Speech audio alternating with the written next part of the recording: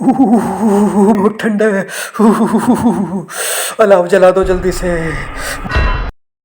नमस्कार मित्रों, कैसे हैं आप सब? सर्दी का आनंद ले रहे हैं? भाई, हम तो इस समय उत्तर भारत में हैं और यहाँ तो अच्छी खासी ठंड पड़ रही है। बावजूद इसके आलम यह है कि लोग पहाड़ी इलाकों पर गए हैं बर्फबारी देखने के लिए।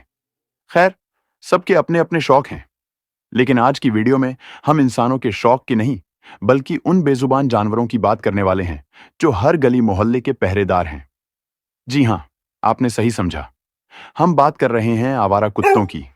अब ये बेचारे ठंड से होने वाली अपनी परेशानियां बता तो सकते नहीं। तो होता क्या है कि हम में से ही कुछ दयालु लोग या कुछ संस्थाओं के लोग इन आवारा कुत्तों के लिए जैकेट ले आते हैं या बना देते हैं ताकि इनका भी ठंड से कुछ हद तक बचाव हो सके।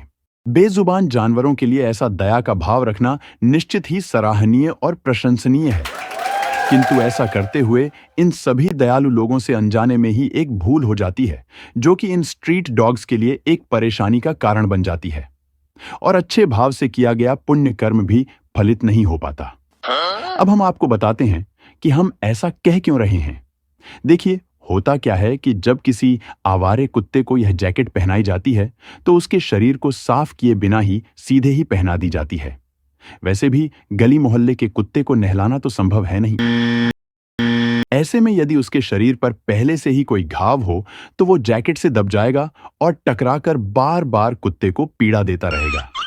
इसके अलावा घाव ठीक होने में भी अधिक समय लेगा, क्योंकि अपने खुले घाव को जानवर चाटकर जल्दी ठीक कर लेते हैं, लेकिन ढका होने के कारण अब नहीं कर पाएंगे। एक दूसरी समस्या भी है जो कि अधिक गंभीर है। मान लीजिए किसी ने जैकेट पहनाने से पहले इस बात की पुष्टि कर ली कि कुत्ते को शरीर पर किसी तरह की कोई चोट नहीं लगी है, तो ऐसी परिस्थिति में एक बार जैकेट पहनाने के बाद उसे सर्दियां खत्म होने तक, यानी लगभग 1.5-2 महीने के लिए ऐसे ही छोड़ दिया जाता है। अब हर हफ्ते 10 दिन में जैकेट को खोलकर कोई धोता तो है नहीं।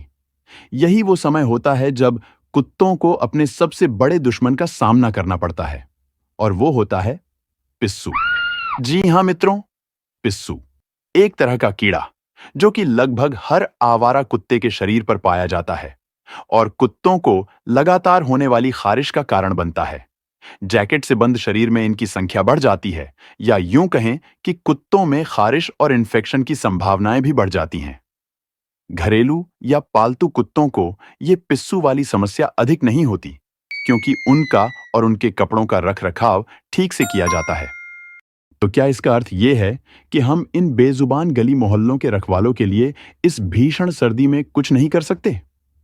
नहीं, ऐसा नहीं है। बिल्कुल कर सकते हैं, लेकिन इसके लिए हमें समझदारी से अपने तरीकों में थोड़ा सा बदलाव करना होगा।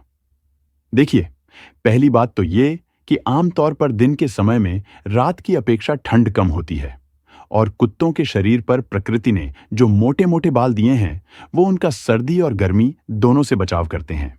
वैसे भी दिन के समय में कुत्ते आपको कहीं ना कहीं धूप में सोते या आराम करते हुए मिल जाएंगे। इनकी परेशानी मुख्यतः रात में बढ़ती है।